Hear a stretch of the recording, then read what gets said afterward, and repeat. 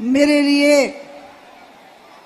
ये बहुत गर्व की और आशा की बात है कि बुंदेलखंड की धरती से ये महान शक्ति का उदय हुआ है धीरेन्द्र कुमार शास्त्री बागेश्वर धाम के रूप में। क्योंकि पहले से ही बुंदेलखंड की धरती शूरवीरों की और संतों की भूमि रही है, लेकिन वीरता और साधुता का जो मेल है वो हमारे बागेश्वर धाम के धीरेन्द्र कृष्ण शास्त्री जी बागेश्वर महाराज में देखने को मिलता है। और इसलिए आप कल्पना कर सकते हो कि जो आशा मेरे मन में जगी है उनको देखकर और उनका प्रभाव देखकर, उनकी महिमा देख करके मेरे मन में ये आशा जगी है कि अब न सिर्फ बुंदेलखंड क्षेत्र का कल्याण होगा बल्कि पूरे भारतवर्ष का कल्याण होगा, पूरे देश का कल्याण होगा। क्योंकि वीरता और साधुता एक दोनों का जो मेल होता है उसी से रावण का मरण होता है। राम को भी राजपाट छोड़ करके साधु का ही वेश धारण करना पड़ा था, तब जाकर के रावण जैसा अत्याचारी मरा था। और इसलिए भगवान कृष्ण ने भी जब राजपुरुष होते हुए भी गीता सुनाई थी तब जाकर के कौरवों का नाश हुआ था। इसलिए वीरता और साधुता का जो मेल है वो मेरे बहुत ही प्रिय। वैसे तो मेरे छोटे भाई जैसे हैं, लेकिन महान संत हैं, महान आत्मा हैं हमारे बागेश्वर सरकार, उनके अंदर वो चीज़ देखने को मिलती है। मैं आज बहुत प्रसन्न हूँ मुन्ना भैया से कि उनने मुझे यहाँ आने के लिए आमंत्रित किया और आप सबके बीच में महाराज का और आपका जो मेल मैंने देखा वो मुझे बहुत अच्छा लगा।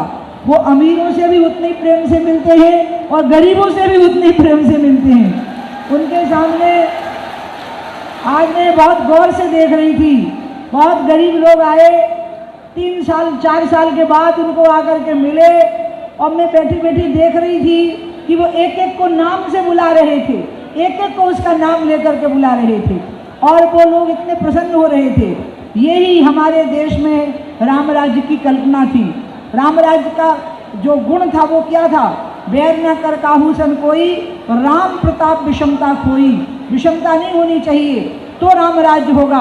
अगर ऐसा राम राज्य कोई लाएगा, पता नहीं मुझे कहना चाहिए कि नहीं, लेकिन धीरेन्द्र कृष्ण शास्त्री बागेश्वर सरकार, बागेश्वर धाम की कृपा से और उनके द्वारा वो राम राज्य आएगा जो अमीर और गरीब के बीच के पूरे अंतर को पाट देगा।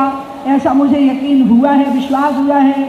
मैं पहले उनको टीवी पे देखना शुरू की, फिर संयोग से मेरी उनकी एक मुलाकात हुई और वो भी मेरे जन्मदिन पर उनसे मेरी मुलाकात हुई खजुराहो के पास में। और उसके बाद बागेश्वर धाम शास्त्री जी ने, धीरेन्द्र कृष्ण शास्त्री जी ने, वो मेरे से बहुत छोटे हैं लेकिन मैं उनका बहुत सम्मान करती हूँ। और आपको मैं याद दिलाती हूँ कि वेद व्यास जी उम्र में बहुत बड़े थे और उनके पुत्र सुखदेव जी बहुत छोटे थे, लेकिन वो सुखदेव जी का बहुत आदर करते थे। और सुखदेव जी जब कथा बाँचते थे तो बहुत पुराने पुराने साधु संत बैठ करके उनको सुनते थे। ये वैसे मेरे लिए वैसे ही हैं जैसे यशोदा के लिए भगवान कृष्ण थे, छोटे से बालक मुझे लगते हैं। लेकिन एक दिन माँ ने कहा कि तू मेरी गोदी से उतर जा, तुझे भारी लग रहा है। तो उन्होंने कहा कि माँ, मेरे अंदर तो पूरा ब्रह्मांड समाया है, और अपना मुंह खोल करके दिखाया और कहा कि जब मुझे ये ब्रह्मांड भारी नहीं लग रहा है तो मैं तुझे कहाँ से भारी लगूंगा।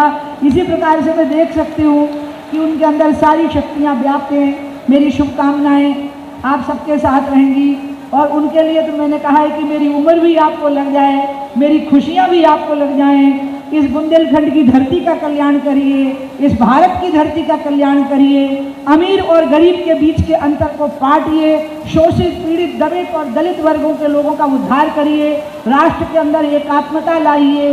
राष्ट्र की आत्मा एक होती है, उस एकात्मता को जगाइए और वो निश्चित रूप से जगाएंगे, ऐसा मुझे उन पर विश्वास है। इन्हीं शब्दों के साथ मैं बुंदेलखंड की धरती पर, अपनी विधानसभा पर, जिसने मुझे कभी मुख्यमंत्री बनाया था इस विधानसभा ने, और फिर मैंने वो मुख्यमंत्री की कुर्सी छोड़ दी थी, तिरंगे के लिए छोड़ दी थी, क्योंकि तिरंगे की शान सबसे बड़ी होती है। और भैया, आज भी जरूरत पड़ेगी तो राम के लिए, गऊ के लिए और तिरंगे के लिए कुर्सी तो क्या, मैं अपना शीश भी काट के चढ़ा सकती हूँ। इसके गवाह स्वयं आपको इसे देता हूँ। और आप जैसे लोगों से मुझे आशा जगी हुई है कि आप इस ज्योत को प्रचंड ज्वाला में बदल देंगे, आप सूर्य के प्रकाश की तरह उभर करके आएंगे, ऐसी मुझे आशा लगी हुई है। उठाइए मेरे साथ में हाथ, तो बोलिए सही बोल रही हूँ कि नहीं बोल रही हूँ?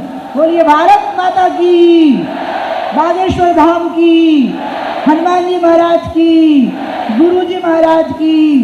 जय जय श्री राम, जय बजरंगबली, जय गौ माता, जय भारत माता, जय गंगा माता।